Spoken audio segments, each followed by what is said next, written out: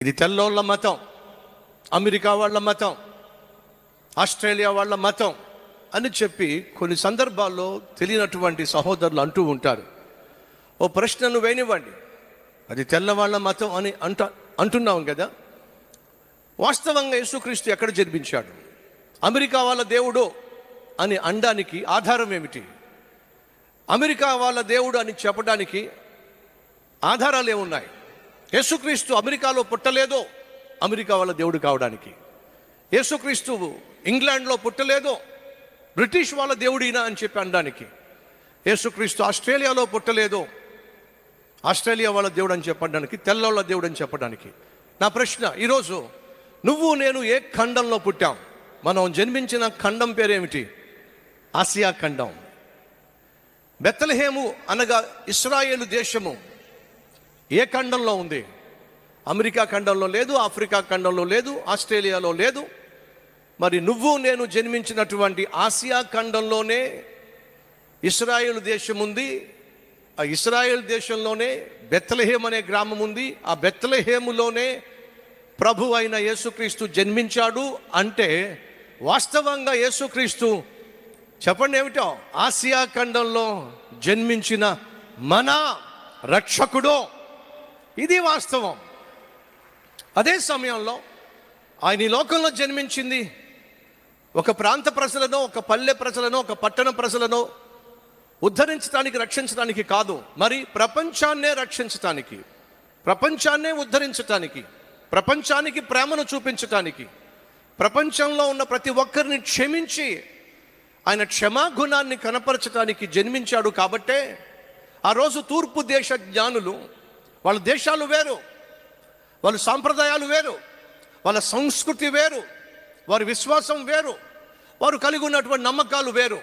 అయినా సరే మిల్కియోర్ పర్షియా దేశం నుంచి వచ్చాడు, జాస్పా భారతదేశం నుంచి వెళ్ళాడు, బెల్తాజర్ అరేబియా దేశం నుండి వెళ్ళాడు.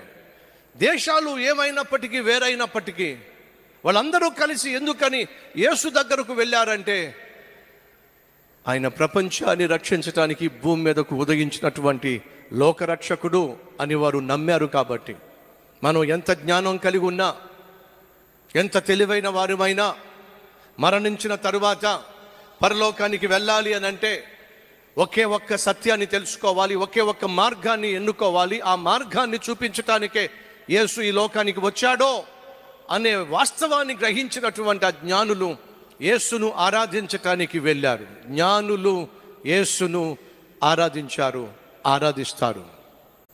దయచేసి గమనించండి, యేసుక్రీస్తు జన్మించినప్పుడు ఆకాశంలో ఒక ప్రత్యేకమైనటువంటి నక్షత్రం ఉదయించింది. ఆ నక్షత్రాన్ని పరిశోధించినటువంటి, నక్షత్ర శాస్త్రము తెలిసినటువంటి జ్ఞానులు ఒక వాస్తవాన్ని గ్రహించారు. ఈ నక్షత్రం ఆకాశంలో ఉదయించింది అని అంటే లోకరక్షకుడు జన్మించాడు. యేసుక్రీస్తు జన్మించినప్పుడు ముగ్గురు జ్ఞానులు ఆయా దేశాల నుండి బెత్లెహేముకు వచ్చి యేసును ఆరాధించినట్టుగా మనం బైబిల్లో చూస్తాం. యేసు జన్మించినప్పుడు జ్ఞానులు వచ్చి యేసును ఆరాధించారు. ముగ్గురు అని ఖచ్చితంగా చెప్పలేకపోయినా వారు బంగారము, సాంబ్రాణి, బౌలము, ఈ 3 బహుమానాలు, కానుకలు అర్పించారు. కాబట్టి ముగ్గురు వచ్చారు అనేది నమ్మకం. అయితే వాళ్ళ పేర్లు కూడా చరిత్రలో లిఖించబడినాయి. మిల్కియోర్ అనేటటువంటి ఒక జ్ఞాని పర్షియా దేశం నుండి వచ్చాడు. ఖాస్పర్ లేదా జాస్పర్ అనేటటువంటి జ్ఞాని భారతదేశం నుండి బెత్లెహేముకు వచ్చాడు. బెల్తాజర్ అనేటటువంటి జ్ఞాని అరేబియా దేశం నుండి యేసు జన్మించినప్పుడు ఆయనను ఆరాధించడానికి వచ్చారు.